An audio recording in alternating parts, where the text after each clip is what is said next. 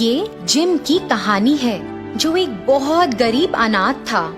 वो एक 11 साल का लड़का था जिसने बहुत छोटी उम्र में ही अपने माता पिता को खो दिया था। जिम अक्सर अकेला और दुखी रहता था। वो सोचता कि काश उसका भी एक परिवार हो और जीने के लिए पैसे भी हों। वो लोगों के जूते पॉलिश करता था, जिससे एक भोजन जितने पैसे कमाता था। सर्दियों की रात थी। जिम ने दिन भर काम करने के बाद अपने घर में प्रवेश किया। वो ठंड के मारे कांप रहा था और जल्दी ही उसने गर्म रहने के लिए अंगीठी जलाई। जिम ने पूरे दिन लोगों के जूते चमकाने के लिए कड़ी मेहनत की, लेकिन ज्यादा खाना खरीदने के लिए पैसे नहीं कमा पाता था। उसे बस एक रोटी जितना ही पैसा मिला। उसने अंगीठी पर रोटी सेकी और फिर बैठ गया। काश मेरी जिंदगी में भी ऐसा कुछ हो जिससे मेरा जीवन आसान हो जाए। मैं अपनी पूरी जिंदगी ऐसे कैसे बिताऊंगा? मेरे पास परिवार नहीं है, खाने के लिए पैसा भी नहीं है। मुझे एक अच्छी नौकरी ढूंढनी होगी। जैसे ही जिम खाने ही वाला था, दरवाजे की घंटी बजी।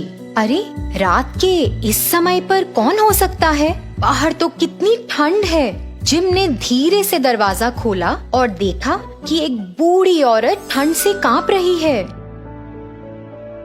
बच्चा, बाहर बहुत ठंड है। मेरे पास रात बिताने के लिए कोई जगह नहीं है। मैंने कई दिनों से कुछ नहीं खाया। मुझे बहुत भूख लगी है। क्या तुम मुझे खाने के लिए और गर्म रहने के लिए कुछ दोगे? मैं इस ठंड में बहुत कमजोर हो गई हूँ। जिम को उस बूढ़ी औरत की कहानी सुनकर बहुत बुरा लगा। उसने जल्दी से उसे अंदर बुला लिया। उसने उसे अपना एकमात्र कंबल दिया और लकड़ी के एक टुकड़े को आग में डाल दिया।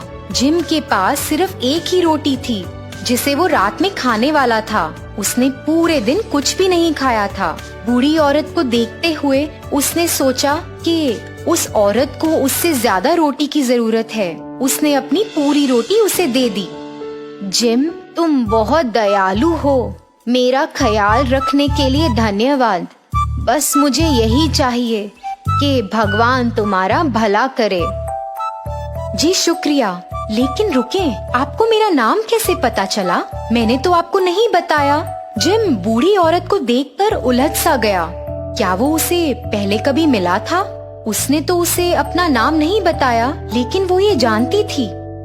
जैसे ही उस औरत ने खाना खत्म किया, जिम को देखकर उसने मुस्कुराया। तुरंत एक गरम रोशनी कमरे में भर गई और वो एक सुंदर परी में तब्दील हो गई। जिम तो सदमे में आ गया था, मगर वो डर नहीं रहा था। परी को देखकर उसे सुकून महसूस हुआ। जिम, डरो मत। मैं तुम्हारे अच्छे जीवन की कामना करती हूँ।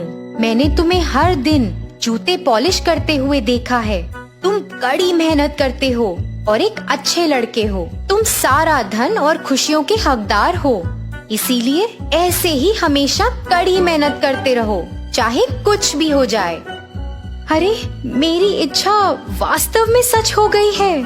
शुक्रिया परी, मैं हमेशा बहुत मेहनत करता रहूंगा। परी जिम के अच्छे बर्ताव से इतनी खुश हुई कि उसने जिम को खूब सारा भोजन और धन संपत्ति का आशीर्वाद दिया। जिम उस दिन के बाद कभी भूखा नहीं रहा। तो बच्चों, इस कहानी से हमें क्या सीख मिलती है? अच्छे कर्म करने से हमेशा पुण्य ही मिलता है। धन्यवाद।